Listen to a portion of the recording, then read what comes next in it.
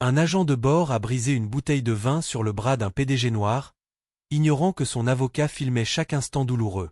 Rejoignez notre chaîne et abonnez-vous, car seuls ceux qui pensent qu'aucun PDG noir ne devrait subir une telle violence agiront avant que cette histoire ne commence. La bouteille se brisa dans la main gantée de Maddox Vere. C'était subtil, juste une fine fissure sous l'étiquette en papier, mais il la remarqua. Le tremblement de ses doigts alors qu'il tenait la bouteille n'était pas dû à des turbulences. C'était de la rage. Une rage concentrée, maîtrisée. Sa mâchoire se serra, debout juste derrière le rideau de première classe, les yeux fixés à travers l'étroit espace du siège 1A.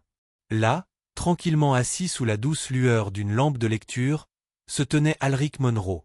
L'homme. Le visage des conférences de presse. Le nom qui figurait dans chaque article que Maddox avait découpé et rangé au fil des ans. Et la raison pour laquelle la vie de son frère s'était effondrée. Les épaules d'Alric étaient détendues, le genre de posture qui ne vient qu'avec le succès. Il tapotait de temps en temps sur une tablette élégante, examinant ce que Maddox devinait être des plans de l'entreprise ou des diapositives de présentation, trop absorbé par son travail pour remarquer l'homme qui l'observait derrière le chariot à boissons. Un garçon, âgé de 8 ou 9 ans à peine, dormait profondément à côté d'Alric, sa petite main cachée sous une fine couverture de voyage bleu marine. Sa respiration était lente et régulière. Son père baissait rarement les yeux, mais lorsqu'il le faisait, une lueur presque humaine se lisait dans son expression, par ailleurs calculée, de l'affection peut-être, ou de la fierté. Les lèvres de Maddox se retroussèrent. Le murmure régulier des passagers s'installant dans leurs habitudes, le tintement des ceintures de sécurité s'estompant et le léger bruissement des journaux donnaient à la cabine un rythme de berceuse. Tout cela se transforma en bruit de fond pour Maddox. À ses oreilles, une seule voix résonnait, celle de Caleb. La voix de son frère, 5 ans plus tôt, tremblante au téléphone après avoir été escorté hors du siège de Meridian Tech. Accusé de manipulation de code. Déshonoré publiquement. Privé d'indemnité de licenciement. Mis sur liste noire dans un secteur qui oubliait les noms mais ne pardonnait jamais les allégations. Il avait toujours cru Caleb. Je n'ai rien fait, Maddox, avait dit Caleb. Ils avaient besoin de quelqu'un à blâmer. J'étais juste le type discret. Un bouc émissaire facile. Ce soir-là, Maddox avait percé un trou dans le mur de son appartement et juré qu'un jour, quelqu'un en répondrait. Maintenant, le destin lui avait déroulé un tapis rouge. Alors qu'il avançait méthodiquement dans l'allée, offrant boissons et services avec le professionnalisme qu'on lui avait inculqué pendant 15 ans, une seule pensée brûlait dans l'esprit de Maddox, il ne me reconnaît même pas. Pas une once de reconnaissance ne passa sur le visage d'Alric lorsque Maddox entra dans la cabine. Pas un froncement de sourcils. Pas de silence, Jean. Juste un autre cadre, un autre sourire poli. Mais cela allait changer. Il atteignit la petite station-service à l'avant, où étaient stockées les bouteilles pour les passagers premium. Sa main plana sur un bouteille rouge standard du manifeste. Meridian Estate Reserve. L'ironie de la situation le fit serrer les lèvres. L'étiquette portait le nom de l'entreprise en dorure élégante. Une autre extension de l'empire d'Alric Monroe. Il la prit lentement, faisant tourner la bouteille entre ses mains. Un jeune agent de bord passa. Besoin d'aide pour la première classe. Maddox ne leva pas les yeux. Je l'ai. Le jeune homme hésita. Ce type en classe 1A, vous saviez qui c'est? Maddox marqua une pause, les mots s'insinuant en lui comme des hameçons. C'est Alric Monroe. Meridian Tech. Ce type vaut la moitié d'un continent, ajouta l'agent de bord avec un petit rire. Je sais, dit Maddox doucement. Il ne sourit pas. Se contenta d'acquiescer. Merci. Alors que le jeune homme s'éloignait, Maddox fixa de nouveau la bouteille. Son pouce appuya sur la couture, traçant la fracture.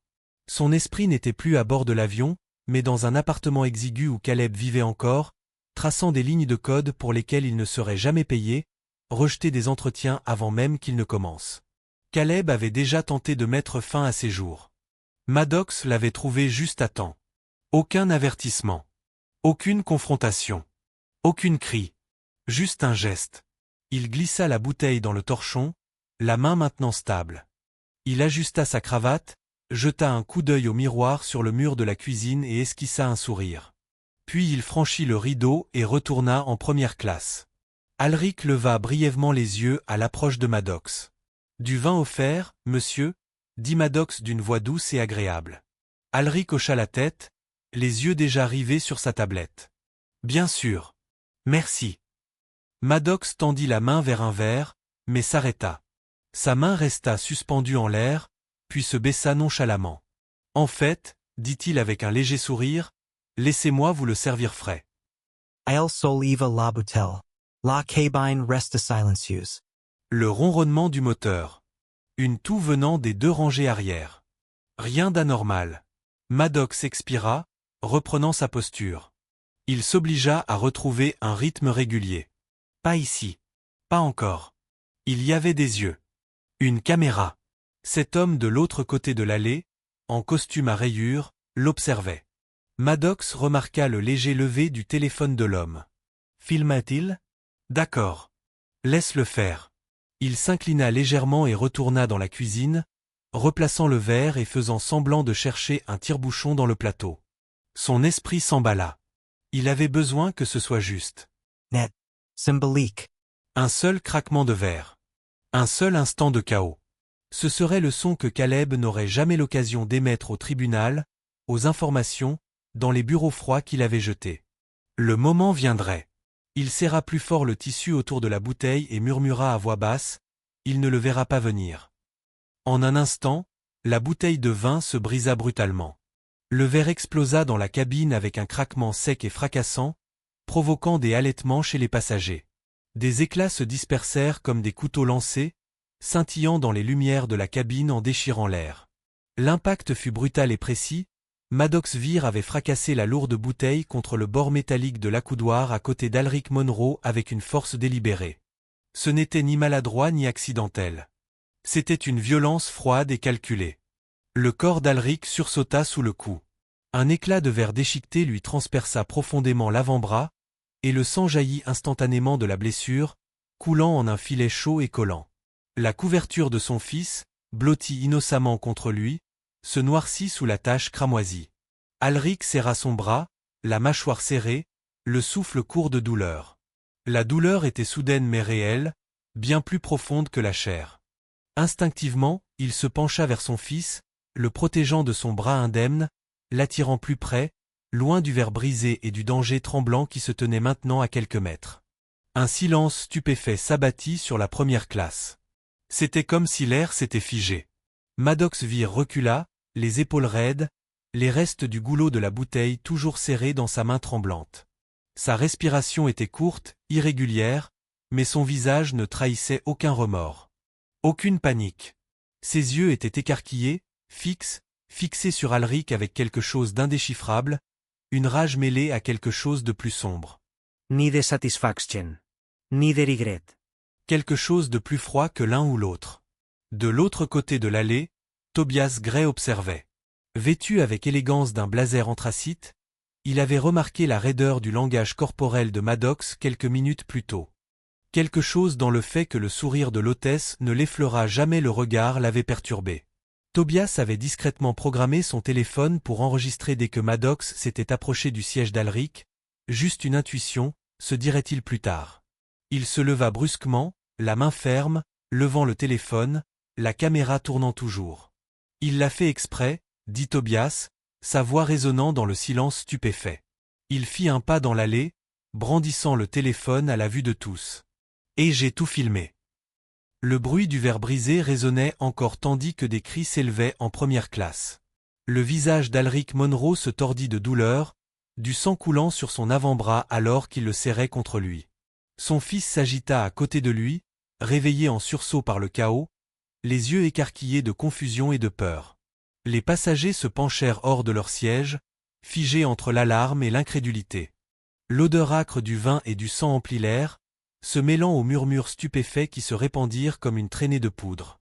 De l'arrière de l'avion, des pas lourds résonnèrent dans l'allée, rapides, pressants et de plus en plus forts à chaque seconde. Le commissaire de bord, un homme trapu en veste bleu marine avec un badge « Marshal des Harris », apparut, une main posée sur la crosse de son arme. Sa respiration était rapide, ses pupilles se balançant entre le bras ensanglanté d'Alric et la silhouette immobile de Maddox Vere. « Les mains là où je peux les voir », aboya Harris. Maddox ne broncha pas. Ses mains étaient déjà levées, ses doigts tremblant légèrement, non pas de peur, mais d'autre chose, d'étrange.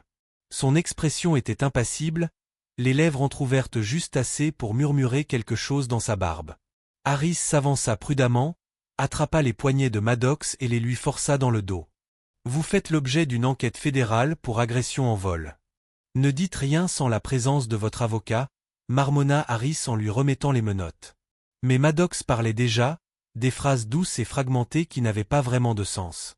Il a tout pris, la justice est cyclique, la dénonciation est plus que nécessaire. Son regard était fixé droit devant lui, non pas sur Alric, ni sur le marshal, mais à travers la cabine, comme s'il observait quelque chose se dérouler dans son esprit. Alric serra les mâchoires, s'efforçant de garder son sang. Ses doigts s'enfoncèrent dans le tissu déchiré de sa manche, essayant de contenir le saignement.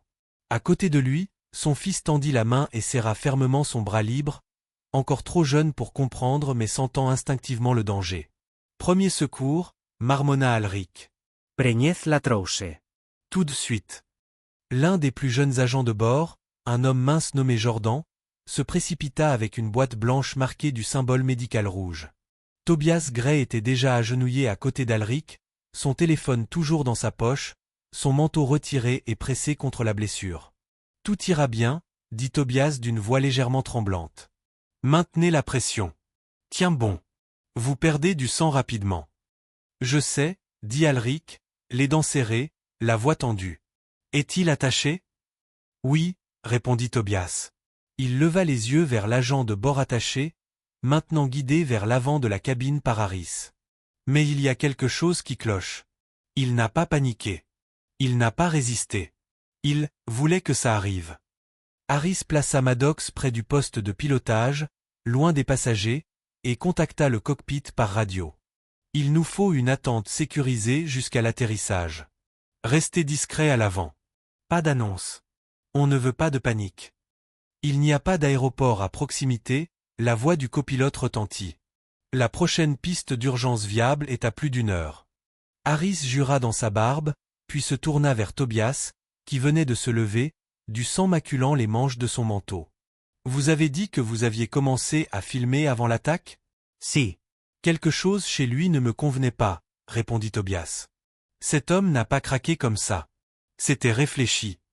Alric, toujours assis et serrant son bandage de fortune, hocha légèrement la tête. Sa peau était devenue pâle et la sueur commençait à perler sur son front. Il y a une raison pour laquelle tout cela est arrivé maintenant. Pas une coïncidence. Pas une panne. Tobias plissa les yeux. Il faut vérifier son casier d'équipage. Tout de suite. Si c'était prévu, on y trouvera quelque chose. Des notes. Des écrits. Peut-être même une piste de communication. Au moment où le commandant de bord annonça un atterrissage d'urgence, la cabine se transforma en un tourbillon de mouvements et une panique sourde. Des pneus crissèrent sur le tarmac de Southwick International, et avant même que l'avion ne s'immobilise complètement, les uniformes bleus stériles des agents de sécurité et des agents fédéraux étaient visibles à travers les hublots ovales.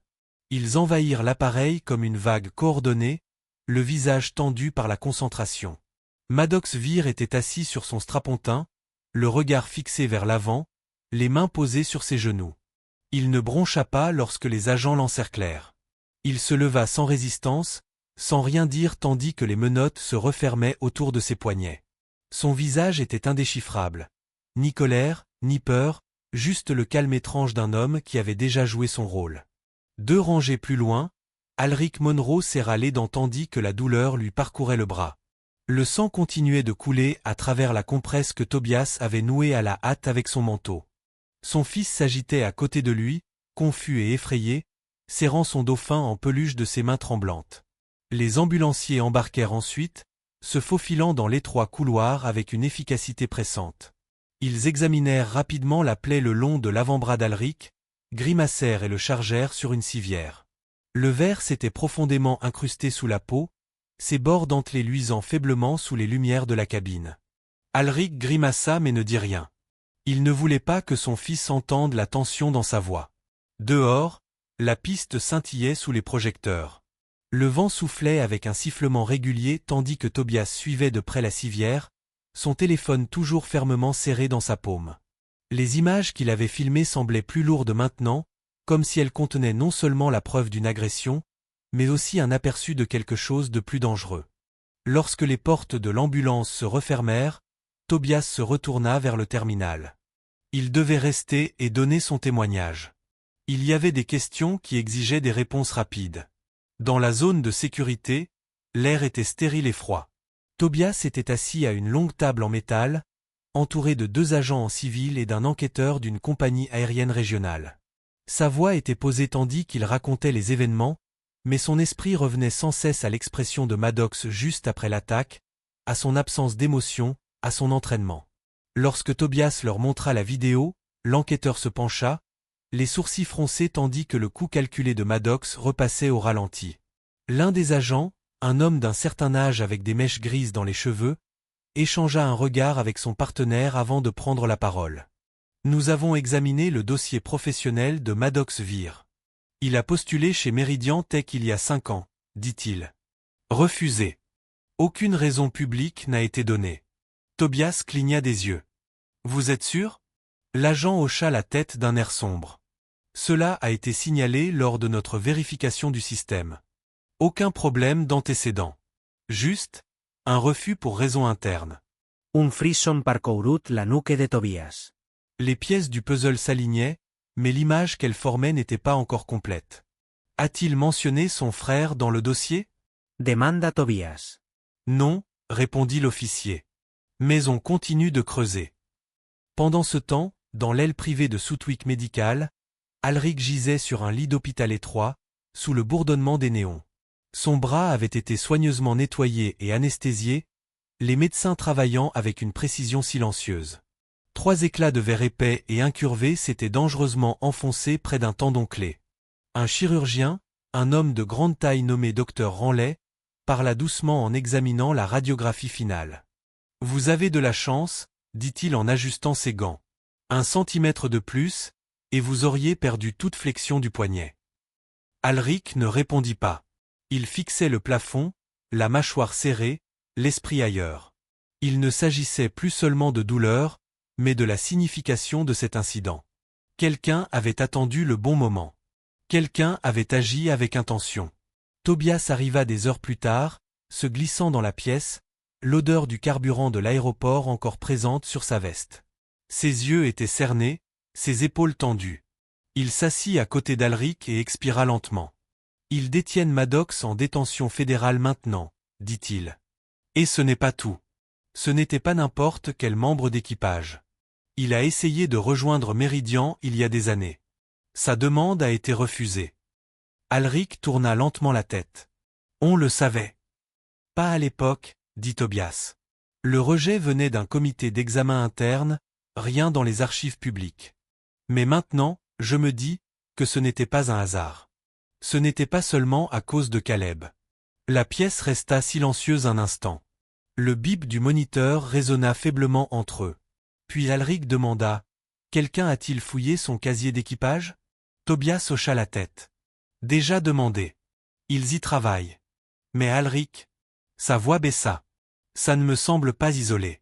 Il pourrait y en avoir d'autres. Des gens qui observent, qui attendent. Tu as fait des gestes puissants. Tous n'ont pas plu à ceux que tu as laissés derrière. » Alric ferma brièvement les yeux, puis les rouvrit, le regard d'acier. « Je n'arrête pas de penser à la facilité avec laquelle il s'est approché, dit-il. Juste à côté de mon fils. Ce n'était pas juste imprudent, c'était un message. » Tobias se pencha en avant, agrippant le bord de la chaise. Ensuite, on le traite comme tel. On trace chaque élément, chaque fichier, chaque lien. On n'attend pas qu'une autre bouteille se brise. La porte s'ouvrit et une infirmière entra discrètement pour vérifier la perfusion. Alric ne quitta pas Tobias du regard. Sa voix était basse mais assurée. « Ce n'était pas une bouteille cassée, murmura-t-il. C'était un coup de semonce. » Les images filmées par Tobias se répandirent rapidement. Lorsque le vol Epsilon 302 atterrit et qu'Alric fut conduit aux urgences, la courte vidéo avait déjà fait surface en ligne. On y voyait le regard froid de Maddox Vere remplir l'écran, juste avant que la bouteille ne se brise contre l'accoudoir, projetant du verre sur la peau d'Alric. La vidéo monta sur les réactions horrifiées des passagers, puis se figea sur l'expression stupéfaite d'Alric et sa main ensanglantée protégeant son fils endormi. Les chaînes d'information la relayèrent presque instantanément. Le PDG attaqué en plein vol, était-ce une vengeance personnelle? Les images défilaient en gras sur les écrans de télévision. Les réseaux sociaux explosaient. Les commentateurs spéculaient. Les critiques s'exprimaient. Tobias n'avait pas prévu de les divulguer si tôt, mais lorsque des rumeurs de dissimulation commencèrent à circuler parmi le personnel de la compagnie aérienne, il comprit qu'il n'avait pas le choix. Au siège de Meridian Tech, l'ambiance était au plus bas. Une réunion du conseil d'administration se réunit quelques heures après la diffusion des images par les principaux médias. L'air de la salle de conférence était sec et immobile, comme s'il avait attendu une tempête. Les membres du conseil étaient assis, raides sur leurs chaises, leurs regards se croisant et regardant la vidéo en pause sur l'écran de projection derrière eux. Il est en tête d'affiche sur tous les grands flux, murmura Owen Farley, le directeur financier, la voix tendue par l'inquiétude. Mais pas pour le générateur. Pour ça. La sécurité reçoit déjà des appels, ajouta Nolan Royce, responsable de la conformité. Il demande s'il s'agit d'un incident isolé ou si Meridian est exposé. Alric était assis au bout de la table, le bras enveloppé d'un épais bandage posé sur une attelle en mousse. Malgré sa pâleur, son regard était concentré, perçant. « On avance », dit-il doucement. « Pas de retard. » Une hésitation résonna dans la salle. Quelques regards échangèrent, hésitant à prendre la parole. Kellen Drake, vice-président exécutif de Meridian et partenaire le plus fidèle d'Alric, se pencha en avant d'une voix calme, emplie de loyauté. « Je peux le faire, dit-il. Je m'occupe de la révélation. J'ai travaillé sur chaque itération du prototype. Les investisseurs nous font confiance. Et je vous fais confiance. » Alric hocha la tête, un geste bref mais significatif. Tobias, debout au fond de la salle, resta silencieux. Son téléphone vibrait dans sa poche. Notifications, alertes, actualités, mais il les ignora. Son attention était ailleurs. Il pensait encore au visage de Maddox. Il y avait quelque chose dans cette expression qui ne l'avait pas quitté depuis l'attaque, ni la rage, ni l'impulsion. Quelque chose de plus posé.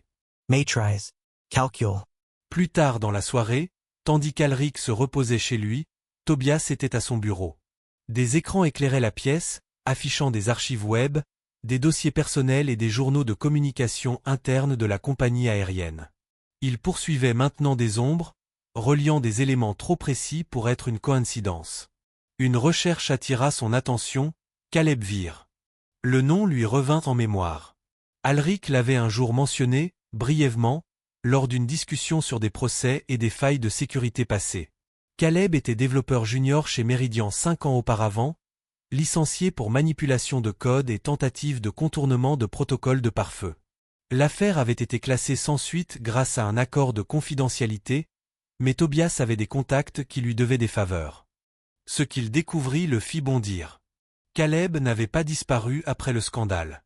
Au contraire, il avait refait surface sous une nouvelle identité, Calgraft, et travaillait discrètement comme consultant pour une entreprise technologique rivale, Lioran Dynamics. Un concurrent aux poches profondes, aux investisseurs discrets et à l'intérêt suspect pour les systèmes d'énergie bioréactive. Tobias creusa plus profondément, récupérant des demandes de brevets, des livres blancs fuités et des journaux de bord des employés. Les preuves étaient fragiles, mais elles pointaient vers quelque chose d'indéniable. Caleb Veer travaillait avec Lioran depuis plus de 6 mois. Tobias se leva brusquement, le cœur battant. Il jeta un coup d'œil par la fenêtre de son bureau, les lumières de la ville s'étendant à l'infini derrière la vitre. Ce n'était pas la colère d'un seul homme, pensa-t-il. C'était une manœuvre coordonnée. Un coup orchestré. Il ouvrit un dossier sécurisé et recoupa les événements récents du secteur. C'est alors qu'il comprit, Lioran Dynamics avait programmé une présentation en avant-première d'une technologie énergétique de nouvelle génération, la même semaine que le lancement de Meridian. L'esprit de Tobias Essembala. Si Lioran révélait une technologie similaire en premier, cela ne volerait pas seulement la vedette, mais dévaloriserait la propriété intellectuelle de Meridian. Le timing de l'attaque de Maddox, de la réapparition de Caleb et de la révélation du concurrent n'était pas aléatoire. C'était synchronisé. Il décrocha le téléphone et appela Alric. Le téléphone sonna 2 fois avant que la voix à l'autre bout du fil ne réponde, groggy mais alerte. « J'ai besoin de te voir », dit Tobias sans préambule. « Maintenant ». À son arrivée, Alric était déjà dans le bureau, le bras en écharpe mais debout. Tobias exposa les conclusions, chaque connexion, chaque document, la chronologie et le changement d'identité. Alric assimila tout en silence. Lorsque Tobias eut terminé, il y eut un long silence. Ils ont joué un jeu de longue haleine, dit finalement Alric. Ils ont attendu que je perde l'équilibre. Tobias hocha la tête d'un air sombre. Et ils ont envoyé Maddox pour te faire perdre pied. Mais ce n'était pas que personnel. C'était stratégique. Alric se tourna vers la fenêtre, le regard perdu au loin. La ville bourdonnait de lumière, inconscient de la guerre silencieuse qui se déroulait derrière les portes des salles de réunion. On a quelques jours avant la révélation, dit-il à voix basse. On sécurise ce qu'on peut, on renforce chaque porte. Et si Lioran est impliqué? Il se tourna vers Tobias, le regard dur. Alors on expose tout. Tobias baissa les yeux sur le dernier morceau de papier qu'il n'avait pas encore partagé, une note interne de Lioran obtenue sur un forum de lanceurs d'alerte. Il y avait une ligne, noyée dans un jargon technique, mais rédigée clairement, opération effondrement. Paralyser le lancement, affaiblir le visage, refléter la solution. Il la fit glisser sur la table. Alric la lut une fois, puis une autre. Un lourd silence s'abattit sur la pièce. La voix de Tobias était à peine plus qu'un murmure lorsqu'il parla. Ce n'était pas la colère d'un seul homme, murmura Tobias. Cela fait partie de quelque chose de plus vaste. Au moment où les journaux de communication se chargèrent sur l'écran de l'enquêteur, le cœur de Tobias Gray se serra. Il n'eut pas besoin d'y jeter un second coup d'œil pour comprendre ce qu'il avait découvert. L'interface brillait faiblement dans le bureau faiblement éclairé de l'enquêteur de l'aviation fédérale Miles Ronin, un homme d'une 50aine d'années, au physique d'acier, aux cheveux grisonnants et à la posture de soldat. Les 2 hommes étaient assis l'un en face de l'autre, leurs yeux rivés sur l'écran tandis que des lignes de messages cryptés défilaient en texte blanc immaculé. « Voilà », dit Tobias d'un ton sec en se penchant en avant. Son doigt effleura l'horodatage. 3 jours avant le vol Epsilon 302. L'identifiant de l'expéditeur, CGX, Ronin haussa un sourcil et appuya sur quelques touches pour développer les métadonnées. Relais hors réseau. Acheminé par un réseau civil. Qui que soit CGX, il savait se cacher. Mais Tobias le savait déjà. Il se pencha lentement en arrière, les pièces du puzzle se réorganisant dans son esprit comme une mosaïque. CGX, c'est Cal Graft. C'est le pseudonyme que Caleb Vir utilise. Ronin le regarda avec un regard sceptique. Tu es sûr? J'en suis plus que sûr, dit Tobias. C'est un schéma. Les frères Vir, ce n'était pas juste une explosion émotionnelle. C'était coordonné. Le silence qui suivit fut tendu. De l'autre côté de la fenêtre du bureau, les lumières du paysage urbain de Southwick scintillaient comme des parasites sur le bord d'un écran de télévision. À l'intérieur, le poids de la révélation pesait sur l'air. Ronin se tourna vers l'imprimante et récupéra un jeu de journaux préliminaires. Ces messages n'étaient pas anodins. Celui-ci, il brandit la page, mentionne produire un impact à la racine, forcer le décrochage avant l'allumage. Cette expression vous semble logique? Le sang de Tobias se glaça. Le prototype, murmura-t-il. Il ne cherchait pas seulement à nuire à Alric. Il voulait retarder le lancement de Méridian, perturber le projet à son point le plus critique. Ronin hocha la tête, le visage durci. Vous devrez en parler à votre équipe juridique. Cela change la donne. Il ne s'agit plus seulement de violence en vol. C'est du sabotage d'entreprise, peut-être même d'une ingérence intérieure. Tobias expira par le nez, essayant de calmer ses pensées. Les implications étaient stupéfiantes. Caleb avait disparu du monde de la technologie des années auparavant après le scandale, mais là, c'était sa réapparition, caché au grand jour sous un nouveau nom et armé d'un plan conçu pour ruiner l'élan de Méridian. Et il avait utilisé Maddox, son propre frère, comme un pion. Quittant le bureau de l'enquêteur avec une clé USB en poche, Tobias s'engagea dans le couloir silencieux. Son téléphone vibra tandis qu'il marchait, l'état d'Alric s'était stabilisé, mais il était toujours en observation. Tobias accéléra le pas, retournant les informations dans sa tête.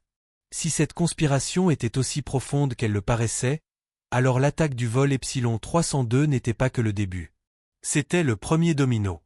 De retour au bureau de crise intérimaire de Meridian Tech, Tobias étala les documents imprimés sur la table de briefing. La pièce était éclairée par des panneaux de plafond tamisés, l'air étouffant par l'impatience. Kellen Drake se tenait en face de lui, les bras croisés, les yeux scrutant les journaux. Il préparait tout depuis le début, dit Tobias. Caleb a rejoint Lioran Dynamics il y a quelques semaines à peine, sous le nom de Calgraft.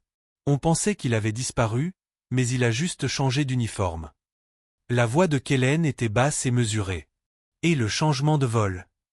Affect manuellement. J'ai comparé l'emploi du temps de Maddox. Il n'était pas censé être sur le vol 302. Ce changement est arrivé à la dernière minute. Et devinez qui a passé l'appel? Kellen leva les yeux. Un assistant chez Lioran Dynamics. Il travaillait dans la logistique des équipages d'aviation. Un intérimaire. Implanté là-bas, sans doute. Kellen secoua la tête. Ça dépasse l'espionnage industriel. C'est un sabotage calculé avec une influence émotionnelle. Tobias leva brusquement les yeux. Exactement. Ils ont ciblé la famille d'Alric, son image, ses dirigeants. C'est personnel. Juste à ce moment-là, la porte s'ouvrit. Un jeune analyste de données, Darren, entra, les mains tremblantes. Nous avons scanné la tablette privée de Maddox, monsieur. Il y avait des messages miroirs correspondant à ces journaux. CGX était enregistré sous un contact appelé Bacon. Nous pensons que c'est leur mot de passe pour Caleb. Tobias s'empara du rapport et le feuilleta. Les preuves s'accumulaient vite, trop vite. Il le sentait au fond de lui, ce n'était pas fini. Il n'était qu'à mi-chemin du labyrinthe. Tard dans la nuit, Tobias retourna dans sa suite près de l'hôpital. La pluie claquait doucement contre les fenêtres. Debout près de la table, il examinait des documents, des cartes, des traces numériques, poursuivant des ombres. Il ouvrit un dossier intitulé « Calgraft, chronologie » et surligna une note griffonnée en rouge. Demande de changement de vol Epsilon déposée 3 jours après l'intégration de Caleb. La marge ne contenait qu'un seul mot, entouré 2 fois, effet de levier. Tobias le fixa, puis murmura lentement, il ne voulait pas seulement faire du mal à Alric. Il voulait retarder l'avenir. Les lumières s'éteignirent dans l'auditorium du Méridien tandis que l'élégant générateur bioréactif s'allumait sur scène. Kellen Drake se tenait à l'estrade, la voix calme et posée, même si ses doigts serraient un peu trop fort les bords. La foule devant lui, composée de chefs d'entreprise, d'investisseurs internationaux et de représentants gouvernementaux, se penchait en avant, impatient. Derrière le rideau de velours, l'équipe d'assistance surveillait chaque fil et chaque ligne de code tandis que l'interface du générateur affichait son cycle de démarrage sur l'immense écran au-dessus de lui. Puis, c'est arrivé. L'écran a clignoté. Un léger bruit parasite, un bug dans un coin, puis le noir complet. Des halètements ont résonné dans la salle comme une vague. Une femme a toussé bruyamment au fond. L'écran est resté noir. Le léger bourdonnement du générateur a faibli, puis s'est tu. Kellen s'est figé. Les techniciens en coulisses s'activaient déjà, leurs doigts s'agitant sur les claviers, leurs bouches s'agitant trop vite pour être comprises. Mais il était clair que quelque chose s'était mal passé, et pas par accident. Passez à l'alimentation de secours, ordonna Kellen rapidement, la voix tendue mais contenue. Un jeune ingénieur a répondu par un léger hochement de tête. L'alimentation de secours était également inactive. Au deuxième rang, Tobias Gray s'est levé de son siège, son téléphone déjà à la main. Une vibration vibra dans sa paume, une alerte de son contact en cybersécurité, Marc Vélin. Tobias ouvrit le message, script étranger détecté. Entrée flash externe. Correspond à la structure de la faille de Caleb de 2019. Son sang se glaça. Il se précipita dans les coulisses, esquivant le personnel et les invités murmurant. « Où est la console principale ?» demanda-t-il. Un technicien désigna une station cachée derrière un mur rideau. Tobias arriva et trouva une clé USB toujours branchée sur le port, clignotant faiblement en rouge. Il la prit, l'enveloppa dans un mouchoir et la glissa dans la poche de son manteau. Ce n'était pas un accident, dit-il à personne en particulier. C'était de la précision. De retour sur scène, Kellen tenta de calmer le public. Nous avons un problème technique, annonça-t-il d'une voix un peu plus forte, son regard scrutant la foule. Veuillez rester assis pendant que nous évaluons la situation. Un murmure parcourut la salle. Les invités échangèrent des regards, certains chuchotant, d'autres consultant leurs appareils. L'énergie qui avait rempli la salle quelques instants plus tôt, l'optimisme, l'émerveillement, était maintenant contaminée par l'incertitude. Tobias se glissa dans un petit bureau en coulisses et appela directement Mark. « Dites-moi ce que vous avez, » dit-il, respirant à peine. La voix de Mark était basse et rapide. Le code intégré au système reproduit la structure utilisée par Caleb lors de l'incident d'Amsterdam. Une injection au niveau des paquets avec des déclencheurs dormants. C'était chronométré. Quelqu'un savait exactement quand le déployer. Aurait-il pu être implanté à distance? Non. Le script a dû être lancé manuellement. Cela a été fait à l'aide d'un dispositif physique, probablement lors de la phase finale d'installation. Vous avez dit que le prototype venait directement du stockage, n'est-ce pas? Tobias esse frata la tempi. Le stockage était verrouillé, sauf pour les techniciens d'installation. Mark hésita. Alors vous avez peut-être une taupe. Les mots firent l'effet d'un coup de poing. Tobias raccrocha et retourna vers le centre de commandement. Il trouva Kellen quittant la scène, le front trempé de sueur malgré la fraîcheur de l'air. Ils ont injecté le virus manuellement, dit Tobias doucement. Avec une clé USB. Ce n'était pas aléatoire. Le regard de Kellen se durcit. Vous dites que quelqu'un à l'intérieur les a aidés. Ou quelqu'un s'est glissé inaperçu. Quoi qu'il en soit, cela correspond à l'ancien code source de Caleb Vir. Kellen expira brusquement en se passant la main dans les cheveux. Alors c'est la deuxième attaque. Tobias hoka la tête. Et ce ne sera pas la dernière. Un assistant accourut. Monsieur, la presse à l'extérieur demande déjà des déclarations. Devrions-nous attendre? Kellen sekua la tête. Non. Nous rédigerons quelque chose, mais pas de commentaires tant que nous n'aurons pas compris toute la brèche. Tandis que Tobias observait les systèmes clignotants, ses pensées tourbillonnaient. Depuis combien de temps planifiait-il cela? L'attaque de Maddox n'était-elle qu'une diversion? Caleb avait-il tout orchestré pour déstabiliser Alric et frapper Méridian là où ça faisait le plus mal? Il se tourna lentement, les yeux rivés sur la scène où l'écran mort se profilait encore. Il savait exactement quand et comment frapper à nouveau, dit Tobias, la mâchoire serrée. Ce n'était pas seulement un sabotage technologique. C'était une diffamation, une perturbation économique et une vengeance personnelle. Si ce moment vous a fait bouillir le sang et vous a fait mal au cœur, ne restez pas silencieux. Abonnez-vous et devenez membre, car c'est en luttant contre la brutalité que nous protégeons les innocents.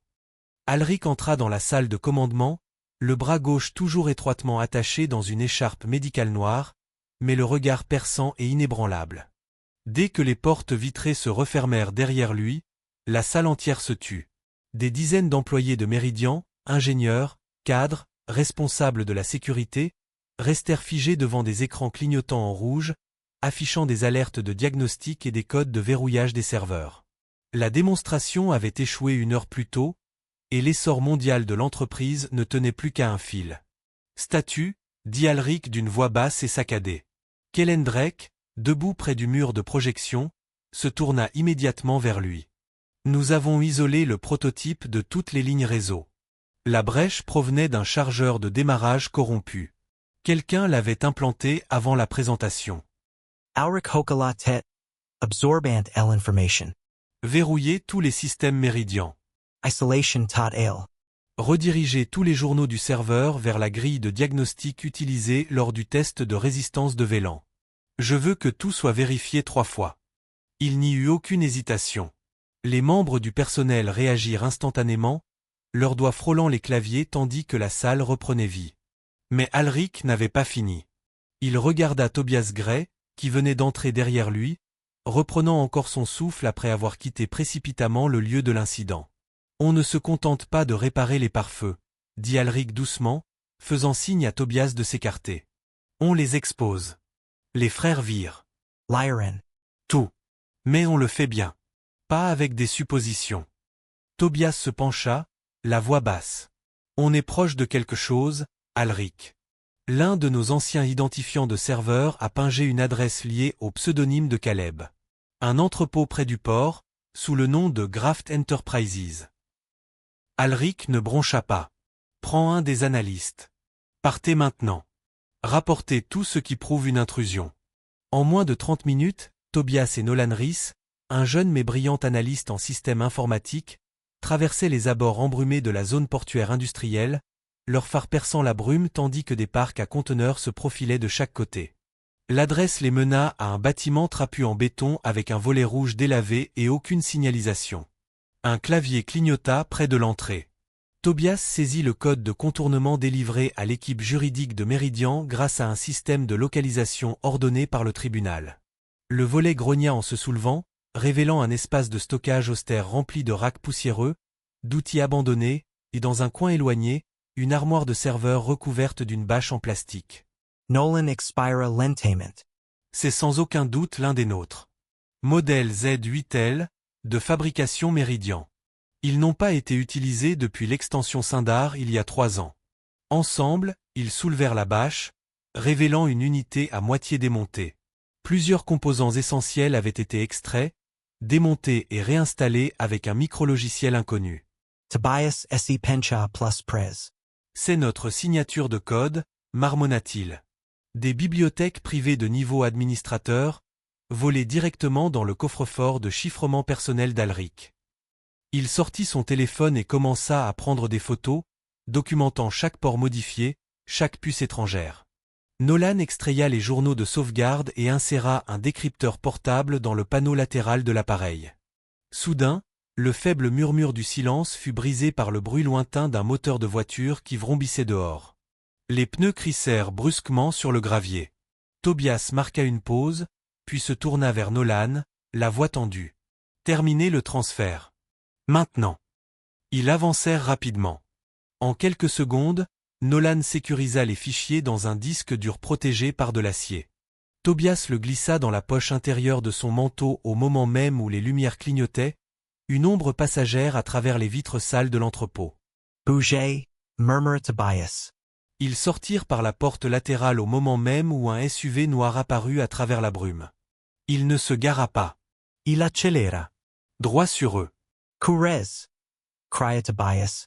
Ils coururent vers leur voiture, les pneus dérapant tandis que Nolan tâtonnait avec les clés. Le contact s'enclencha juste à temps, et Tobias claqua la portière tandis que le SUV fonçait en avant, ses phares tels des yeux furieux dans le brouillard. La poursuite fut instantanée. Ils slalomèrent dans des ruelles étroites entre des conteneurs et des grues oubliées, le SUV toujours à quelques mètres derrière. Tobias jeta un coup d'œil au rétroviseur, pas de plaque d'immatriculation. Juste une calandre noire mate et des vitres teintées. Tournez à gauche dans le tunnel, hurla Nolan. Tobias fit un brusque écart, la voiture dévalant en chaos une rampe qui menait sous le centre de données de la ville, un ancien passage sécurisé encore accessible grâce à l'autorisation de Tobias. Le SUV le suivit un instant, puis s'arrêta brusquement au bord du tunnel. Pendant 10 longues secondes, Tobias retint son souffle tandis que leur voiture ralentissait au ralenti. Derrière eux, l'obscurité s'étendait, silencieuse et intacte. Qui que ce soit, avait disparu. Ils ne parlèrent pas jusqu'à ce qu'ils atteignent le parking privé de Meridian, les lumières de la ville se levant tel un rideau pâle autour d'eux. À l'intérieur du bâtiment, Tobias remit personnellement le disque sécurisé à Alric. L'expression du PDG ne changea pas, mais une intensité discrète s'installa dans son regard. « Bon travail, » dit Alric. « Maintenant, on montre la vérité au monde. » Tobias hocha lentement la tête, encore sous le choc. « Ils savent qu'on l'a trouvé, » murmura-t-il en serrant plus fort le volant. « Et ils n'ont pas fini. » Tobias donna un coup de volant brutal en s'engageant dans l'étroit tunnel de service sous le centre de données de la ville. Les pneus crissèrent contre le béton, l'écho de la poursuite le suivant de près. Son souffle était court, ses mains serrées autour du volant, luisantes de sueur. Derrière lui, 2 phares rétrécirent l'espace, jusqu'à disparaître tout aussi soudainement. L'obscurité engloutit la route. Il ne s'arrêta pas tout de suite. Pas avant d'avoir franchi le tunnel et d'avoir fait irruption dans le parking surveillé du service des systèmes sécurisés de Meridian. Tobias frena. La voiture s'arrêta brusquement. Il resta figé un instant, sa poitrine se soulevant et s'abaissant comme un coureur à la fin d'une course. La clé USB était toujours enfermée dans sa veste, son contenu suffisamment accablant pour mettre à genoux une entreprise rivale entière. Un message s'afficha sur son tableau de bord, lien sécurisé, actif. Il ne perdit pas une seconde de plus. La poursuite était terminée, pour l'instant, mais la guerre faisait toujours rage. 2 heures plus tard, le siège de Meridian était une tempête contrôlée. Dans l'auditorium de briefing, la tension bourdonnait dans l'air comme l'électricité statique avant l'éclair. Des agents de sécurité étaient alignés sur chaque mur. Techniciens et assistants chuchotaient dans l'ombre. La salle était bondée de journalistes, d'analystes juridiques, d'ingénieurs et d'investisseurs, certains sceptiques, d'autres avides de justification. Les caméras clignotaient en rouge à travers la salle. Et puis, Alrik Monroe monta sur scène. Son bras gauche était enveloppé d'un épais bandage, les bords du pansement dépassant de son costume sombre. Le projecteur capta le léger tremblement de ses doigts tandis qu'il ajustait le micro. Son fils, les yeux écarquillés et silencieux, était assis au premier rang à côté de Tobias. Sa petite main serrait un badge de presse Meridian plié, seul moyen d'entrer dans la pièce, mais ses yeux ne quittaient pas son père. Alrik ne perdit pas de temps. Ce n'est pas seulement une agression contre moi, commença-t-il d'une voix ferme mais tranchante comme de l'acier. C'est une agression contre l'innovation. Contre la vérité. Le silence retomba dans la pièce. Derrière lui, l'écran s'illumina. D'abord, les images du vol Epsilon 302, le moment exact où Maddox Vir a brisé la bouteille de vin sur le bras d'Alrik. Le cri de surprise du public fut collectif, immédiat. Mais Alrik ne broncha pas. Il laissa le silence s'installer avant de poursuivre. Viennent ensuite les fichiers récupérés sur le serveur Meridian hors service, celui qui avait été démonté et reprogrammé, portant ses propres signatures de code. Tobias avait annoté l'arborescence des fichiers, mettant en évidence les horodatages, les schémas de prototypes volés et le code d'injection corrompu remontant jusqu'au pseudonyme de Caleb Vir.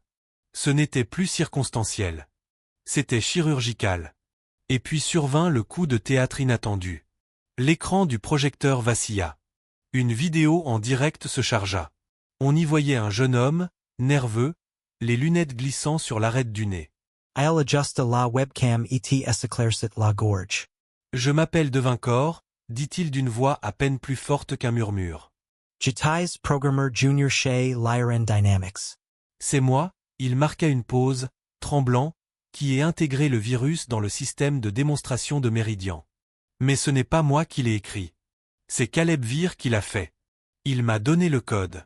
Maddox Vir nous a contactés la semaine précédant le vol. C'était coordonné.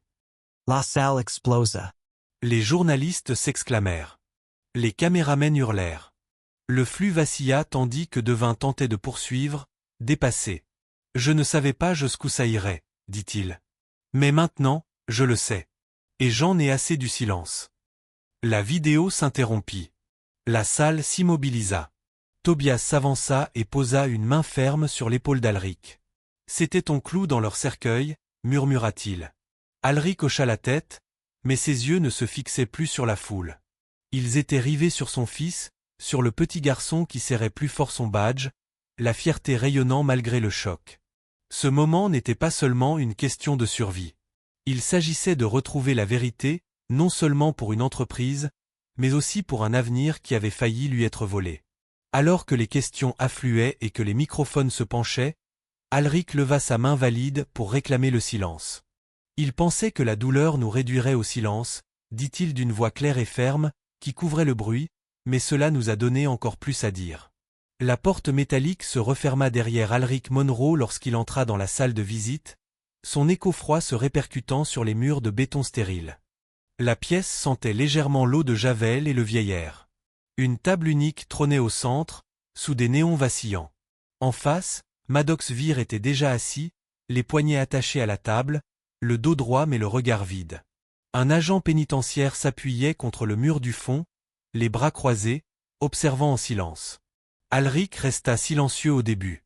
Il s'approcha lentement, la légère raideur de son bras blessé limitant encore ses mouvements.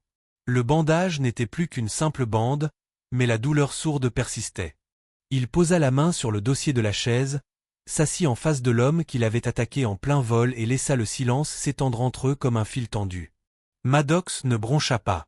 Son regard, autrefois brûlant d'une conviction chaotique, fixait maintenant Alric droit dans les yeux, voilé, fatigué, inaccessible. « Tu as demandé justice » commença Alric d'une voix ferme mais posée. « Mais ce que tu voulais vraiment, c'était du spectacle. » Maddox cligna des yeux mais ne répondit pas. Ses jointures étaient blanches de tension dans ses mains, bien que les menottes lui mordent la peau, le forçant à rester immobile. « J'ai lu tous les articles que tu as collectés sur moi, » poursuivit Alric. Chaque gros titre, chaque citation. Tu tournais sans cesse autour de la même phrase comme si cela pouvait effacer le passé. Comme si cela pouvait changer ce que ton frère a fait. Un muscle de la machoire de Maddox se contracta. Il baissa les yeux pour la première fois, étudiant les rayures sur la table en métal comme si elles contenaient un code. Auric se pencha en avant. Son ton resta calme, mais il y avait une pointe d'amertume sous la surface. Tu pensais que briser une bouteille sur mon bras révélerait ta douleur au monde. Que cela révélerait quelque chose que j'avais enfoui. Mais tu ne m'as pas exposé, Maddox. Tu t'es exposé. Ton désespoir. Ta fragilité. Les lèvres de Maddox s'entr'ouvrirent légèrement, mais aucun mot ne sortit. Il inspira par le nez, la poitrine soulevée par un léger souffle. Tu as utilisé du verre brisé, répéta Alric. Mais tout ce que tu as vraiment brisé, c'est ton propre avenir. Un bourdonnement provenant de la porte de sécurité attira les regards des deux hommes, mais personne n'entra. Le garde se contenta d'ajuster sa posture, observant l'échange les yeux plissés. Pendant un long moment, Maddox sembla lutter contre quelque chose en lui. Puis, ses épaules s'affaissèrent, et le feu qui avait autrefois alimenté chacun de ses mouvements s'éteignit. Il ne méritait pas d'être ruiné, murmura-t-il d'une voix sèche et brisée. Ce n'était pas un voleur. Le regard d'Alric s'adoucit, mais sa posture resta ferme. Alors ton frère aurait dû le prouver de la bonne manière. Pas par le sabotage. Pas par des portes dérobées et des codes manipulés. Il a fait un choix. Toi aussi. Les deux hommes restèrent assis dans un silence pesant. Dehors, les murs de la prison, le monde changeait rapidement. Les présentateurs des journaux télévisés débattaient des limites éthiques des représailles des entreprises. Les investisseurs observaient Méridian avec un optimisme prudent, tandis que les cours boursiers rebondissaient. Les agents fédéraux se rapprochaient de Lioran Dynamics. Mais dans cette pièce, rien de tout cela n'avait d'importance. Il n'y avait que deux hommes, l'un portant une cicatrice, l'autre des chaînes. Alric se leva lentement, repoussant la chaise avec le bruit du métal sur le linoléum. Il n'avait pas l'air en colère. Juste fatigué.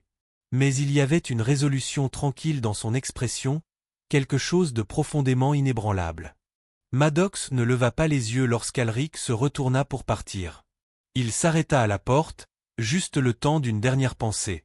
Sa voix était calme, égale, mais portait le poids de tout ce qui s'était passé. « Vous avez utilisé du verre brisé pour faire valoir votre point de vue, » dit-il doucement. « Mais vous n'avez fait que montrer au monde la fragilité de votre colère. » Maddox ne répondit pas. Il baissa simplement la tête, les yeux fixés sur la table en métal. Alric fit un léger signe de tête au garde, qui ouvrit la porte.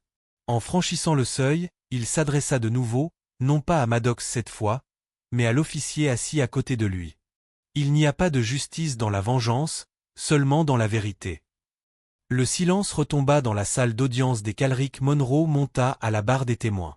La lumière au-dessus de lui projetait une lueur pâle sur son visage, soulignant la longue et fine cicatrice qui courbait son avant-bras, souvenir permanent de l'agression qui avait tout changé. Il ne portait plus d'écharpe, mais la raideur de ses mouvements témoignait d'un processus de guérison encore en cours. La salle était remplie d'impatience. Des journalistes étaient alignés au dernier rang. Les avocats des deux camps se penchèrent en avant. Le juge ajusta ses lunettes et hocha la tête, permettant à Alric de commencer. Alric prit une longue inspiration et regarda le jury droit dans les yeux. Sa voix, lorsqu'elle se fit entendre, était ferme mais posée. « Ce n'est pas la bouteille qui a fait le plus mal, » dit-il en levant légèrement le bras. « C'est la trahison du silence, ces gens qui sont restés les bras croisés et ont laissé cela se produire parce qu'ils pensaient que l'ambition justifiait tout. » Un léger murmure parcourut la galerie, mais le juge leva rapidement la main. Le silence revint. Alric parcourut la salle d'audience du regard. Il vit des investisseurs qui s'étaient autrefois éloignés de lui. Il vit des ingénieurs de Meridian assis en soutien. Il aperçut Tobias au premier rang, griffonnant sur un bloc-notes, alerte et concentré comme toujours. Et il revit, bien que fugacement, l'écho du regard vide de Maddox Vere depuis ce vol, un regard qui avait déclenché une tempête qu'il traversait encore. L'accusation suivit avec une précision irréprochable. Ils présentèrent le trio de preuves, la vidéo de l'agression en vol, les images médico-légales du serveur volé avec les signatures de code d'Alric, et le témoignage sous serment du lanceur d'alerte qui avait travaillé chez Lioran Dynamics. La séquence fut dévastatrice. Les écrans de la salle d'audience diffusaient des images des journaux du serveur, des horodatages, des courriels et du code du virus attribué à Caleb Vere. Chaque pièce était méticuleusement reliée, formant une piste menant directement à la salle du conseil d'administration de Lioran. Mais la défense ne restait pas silencieuse. Elle arguait que Caleb avait agi seul, à l'insu de l'entreprise. Que les actions de Maddox n'avaient pas été sanctionnées. Que le lanceur d'alerte avait subi des pressions. C'était un réseau de doutes qu'il tentait désespérément de tisser, mais Tobias l'avait prévu. Pendant une courte suspension de séance, il retrouva Alric devant le palais de justice, à l'ombre d'un pilier de marbre couleur rouille. Un vent froid tira sur le blazer d'Alric tandis qu'il expirait lentement, les yeux rivés sur un groupe de journalistes de l'autre côté des marches. Ils vont essayer de tout faire tourner en bourrique, murmura Alric, pour en faire un acte de vengeance isolé au lieu de l'attaque coordonnée qu'il était. Tobias ajusta sa cravate. Ils essaient déjà. Mais nous avons le plan, et maintenant le monde entier nous regarde. Cela change tout. À Meridian, le travail ne s'était pas arrêté. Kellen Drake, le calme et brillant directeur du développement, avait pris en charge la reconstruction du prototype.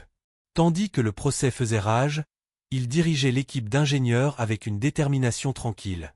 Le laboratoire était fermé, chaque système surveillé, chaque segment de code examiné ligne par ligne. Kellen avait toujours été le pilier discret de l'entreprise, mais il avançait désormais avec une fougue incandescente. Nous ne construisons plus seulement de la technologie, déclara-t-il à l'équipe lors d'une audience de minuit. Nous instaurons la confiance. La porte du tribunal s'ouvrit en grinçant dans un bruit qui fit lever les yeux. Un huissier s'écarta et un jeune homme mince, vêtu d'un blazer gris, entra, les yeux baissés, serrant contre sa poitrine un dossier marron patiné comme un bouclier. Les murmures commencèrent aussitôt. « C'est Jonah Vere », murmura quelqu'un dans la galerie. Les chaussures de Jonah résonnèrent sur le sol ciré tandis qu'il se dirigeait vers la barre des témoins, le silence étant désormais si épais qu'il s'écrasait contre les murs. Alric Monroe observait depuis le premier rang, les mains jointes, la mâchoire serrée. Il ne s'attendait pas à ça, lui. Le jeune cousin de Maddox. Jusqu'à présent, un simple nom dans un dossier.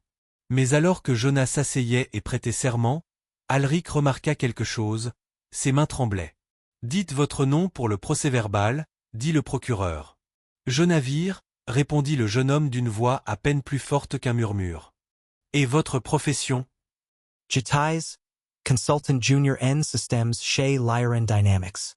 Contrat à durée déterminée. De nouveaux murmures. Le juge leva la main pour les faire taire. Jonah prit une inspiration et ouvrit le dossier d'une main tremblante, révélant une épaisse pile de documents imprimés, de mets, de journaux horodatés et d'annotations codées. Il déglutit et se tourna vers le jury, la voix s'efforçant de rester ferme. Ce sont des échanges de mets entre Caleb Vere et 3 cadres supérieurs de Lioran. Le plus ancien date d'il y a 7 mois. L'objet est le suivant, phase 1, perturbation de la dynamique. Il remit les documents au greffier, qui les remit au juge. Le procureur s'approcha. « Monsieur Vere, vous avez déclaré que ces messages faisaient référence à du sabotage. Pouvez-vous expliquer une expression en particulier, perturbation secondaire par influence émotionnelle ?» Le visage de Jonah pâlit. Il hésita. Il parlait de l'attaque contre M. Monroe, dit-il en jetant un regard coupable à Alric. Il voulait le briser avant la révélation du prototype. L'écraser mentalement d'abord. La salle d'audience s'y figia. Une vague d'incrédulité parcourut le jury. Le juge se pencha en avant. Êtes-vous en train de dire que l'agression physique, Ce qui s'est passé à bord du vol Epsilon 302 a été orchestré dans le cadre d'un plan de sabotage d'entreprise. Jonah hocha lentement la tête. Oui. Maddox vire, il n'agissait pas seul. Il avait été choisi. Il disait qu'il avait une proximité émotionnelle avec la cible. Ils lui ont fourni des articles, des citations, et même des transcriptions de réunions internes chez Meridian. Il savait que cela le déclencherait. Lukur diauric bat tate lachimad. Tobias, assis derrière lui, se pencha en avant, les sourcils froncés comme s'il essayait de décoder chaque mot de Jonah. La défense tenta de s'y opposer, mais le juge la rejeta. Laissez-le finir. Jonah continua en tournant la page. Tenez, voici un brouillon de mémo qui n'a jamais été envoyé, mais qui a été sauvegardé dans le dossier crypté de Caleb. Il mentionne perturber l'ordre public par des images personnelles, lui porter préjudice de manière visible. Il savait que ça deviendrait viral. Ils y comptaient. Des exclamations de surprise parcoururent la salle d'audience. Alric resta immobile, bien que ses jointures soient blanches contre ses genoux. Il fixa Jonah, ce jeune homme calme et nerveux, qui avait été impliqué dans tout cela et qui se retournait maintenant contre son propre sang. « Qu'est-ce qui vous a poussé à vous manifester, monsieur Vere ?» demanda le procureur. Jonah baissa les yeux. « Parce que je n'arrivais pas à dormir. Parce que chaque fois que je voyais la vidéo de l'attaque, je savais que j'avais contribué à rassembler les pièces du puzzle. Et parce que mon frère m'admirait. Il pensait que je travaillais pour quelque chose de bien. Mais j'aidais des gens à blesser quelqu'un qui voulait juste construire quelque chose de meilleur. » Le juge se pencha en arrière, expirant par le nez. Ce témoignage et les documents fournis seront versés au dossier. Nous allons suspendre brièvement la séance pour examiner les pièces. Les chaises raclaient le sol tandis que la salle d'audience s'agitait. Alric resta immobile. Ce n'est que lorsque Tobias posa une main ferme sur son épaule qu'il cligna des yeux. Ce fut le tournant, murmura Tobias. Alric ne dit rien.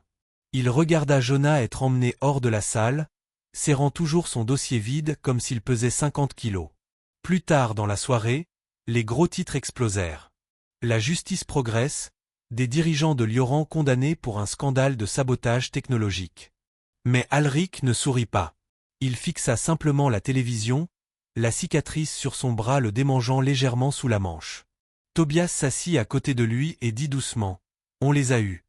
Mais Caleb est toujours en liberté. » Les applaudissements résonnèrent dans l'auditorium vitré lorsqu'Alric Monroe monta sur le podium, la lumière reflétant la faible bande argentée de la cicatrice qui longeait son avant-bras. Les flashs des appareils photo s'allumèrent, les journalistes se penchèrent en avant et les étudiants de toute l'Académie de technologie murmurèrent son nom avec émerveillement. Derrière lui, une immense banderole bleue indiquait « Initiative Axiom, protéger les innovateurs de demain ».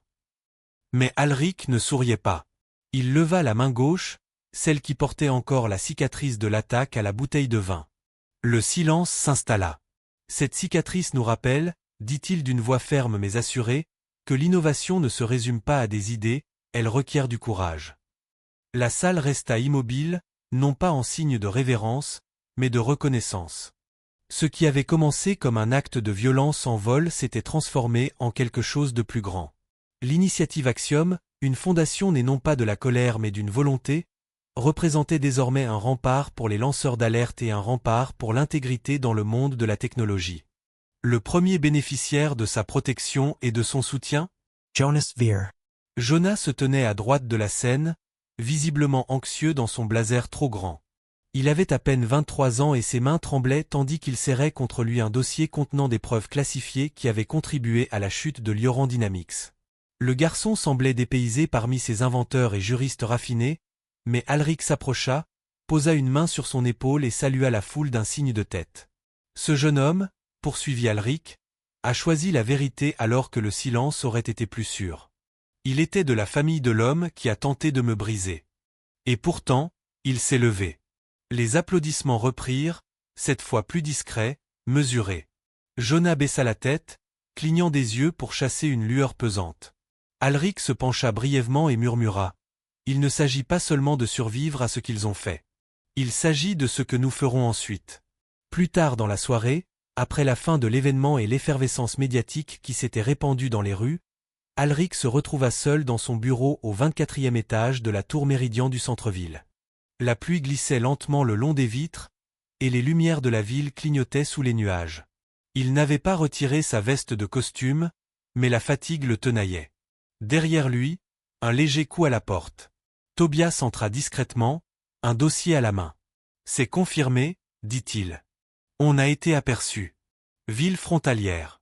Le nom sur le passeport était Colt Gérard. La reconnaissance faciale l'a repéré en 3 secondes. Alric ne se retourna pas. Caleb? Tobias hocha la tête, ouvrit le dossier et le posa sur le bureau. C'est lui. Il est entré dans la province de Virette la semaine dernière. Il a utilisé une fausse voie diplomatique. On a une localisation, mais le temps que l'information nous parvienne, il avait de nouveau disparu. Alric se retourna enfin et se dirigea lentement vers le bureau. Les images de sécurité granuleuses montraient un homme en manteau sombre et casquette, regardant par-dessus son épaule en franchissant le poste de douane. Même pixelisé, le visage de Caleb exprimait la même assurance, la même menace. « Je pensais qu'il disparaîtrait plus longtemps, » murmura Alric. « Il devient négligent, » répondit Tobias. « Ou peut-être qu'il veut que tu le suives. » Alric ne répondit pas tout de suite.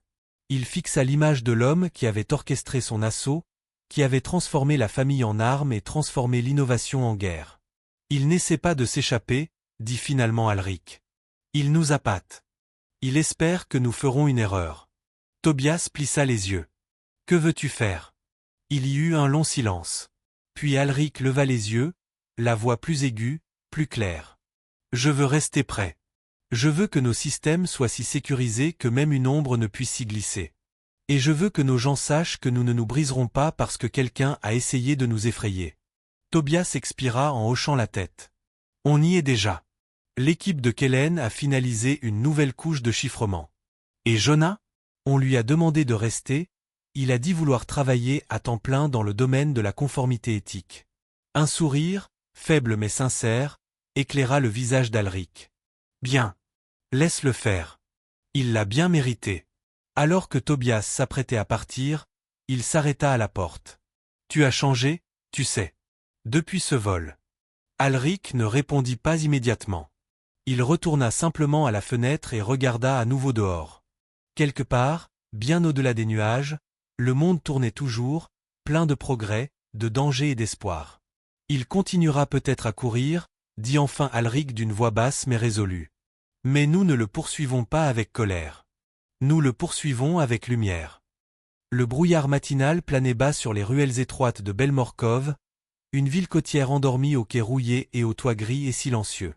À 6h43, le silence fut rompu. Un agent en civil surgit de derrière l'étal d'un vendeur ambulant et hocha la tête. 2 autres s'approchèrent rapidement, leurs bottes claquant sur les pavés. Leur cible ne s'enfuit pas. Caleb Vere se tenait calmement au guichet de l'autorité portuaire, passeport à la main, le regard fixé sur le ferry qui arrivait. Il ne broncha pas lorsque les agents le saisirent par les bras.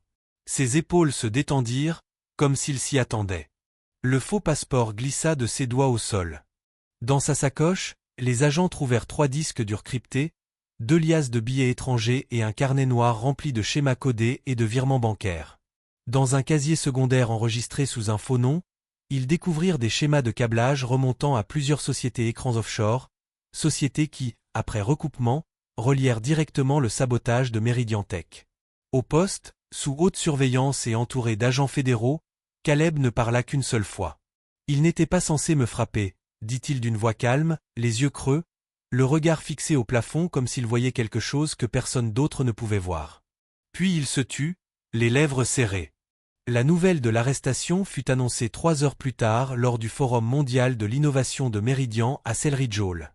L'auditorium était élégant et baigné de lumière, des panneaux de verre s'élevant vers le plafond voûté. L'atmosphère était chargée d'énergie. Dirigeants, scientifiques et représentants gouvernementaux du monde entier s'étaient rassemblés pour assister à la prochaine phase du déploiement de l'intégration des énergies propres de Meridian. Alric Monroe, désormais complètement guéri et sans son écharpe, se tenait au centre de la scène. Une cicatrice, fine et délibérée, traçait encore un sillon sur son avant-bras, seule trace restante de l'attaque qui avait failli ruiner l'héritage de son entreprise. Il était entouré de deux silhouettes. Kellen Drake, dans son calme habituel, et Tobias Gray, ferme et vigilant, son regard perçant scrutant la salle avec une vigilance éprouvée. Alors qu'Alric s'approchait du podium, un membre du personnel se précipita vers Tobias et lui murmura rapidement quelque chose à l'oreille. Tobias esse pencha vers Alric. Ils l'ont eu, murmura-t-il. Alric ne répondit pas immédiatement. Il parcourut du regard la foule, son impatience, son espoir. Le silence dans la salle était empreint de recueillement. Puis, lentement, il s'approcha du micro. « Je viens d'apprendre » commença-t-il d'une voix ferme mais vibrante, que l'homme derrière les attentats, l'architecte du plan qui cherchait à nous détruire, a été appréhendé. La foule s'agita, certains haletants, d'autres penchés en avant. Des flashs crépitèrent dans les rangées de journalistes. Alric poursuivit, « Mais je ne suis pas venu ici aujourd'hui pour des tours d'honneur. Je ne suis pas venu pour me venger. Je suis venu pour parler d'héritage. » Ses mains agrippèrent le bord du podium, non par faiblesse, mais pour ancrer le poids de ce qu'il allait dire. Quand nous avons lancé Méridian, nous étions une petite équipe avec une grande vision. Cette vision a failli être anéantie, non pas par les forces du marché ou la concurrence, mais par une rage personnelle et un sabotage dissimulé. Et pourtant, nous tenons bon. Non pas parce que nous sommes indestructibles, mais parce que nous avons refusé de nous laisser briser. Il marqua une pause, laissant la salle respirer. Voilà ce qu'est l'héritage. Ce n'est pas la perfection. C'est la persévérance. C'est se réveiller le lendemain et choisir de reconstruire. C'est décider que, peu importe qui tente de vous faire taire, que ce soit par un code ou par des vitres, vous continuerez à parler. Les applaudissements furent lents au début, puis plus forts, montant comme une vague tandis que la foule se levait en signe de reconnaissance. Les caméras zoomèrent sur l'expression impassible d'Alric, sa cicatrice visible sous les lumières chaudes. Alors que l'événement se terminait et que les invités commençaient à sortir, Alric resta sur scène, le regard fixé sur la foule. Son fils, maintenant un peu plus âgé, était assis au premier rang, les yeux brillants, serrant contre lui une petite maquette du générateur Méridian que Kellen lui avait offerte plus tôt. Alric descendit et s'avança vers lui. Les lumières s'éteignirent lentement, baignant l'auditorium d'une douce teinte ambrée.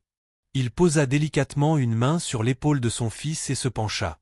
Le garçon leva les yeux, curieux.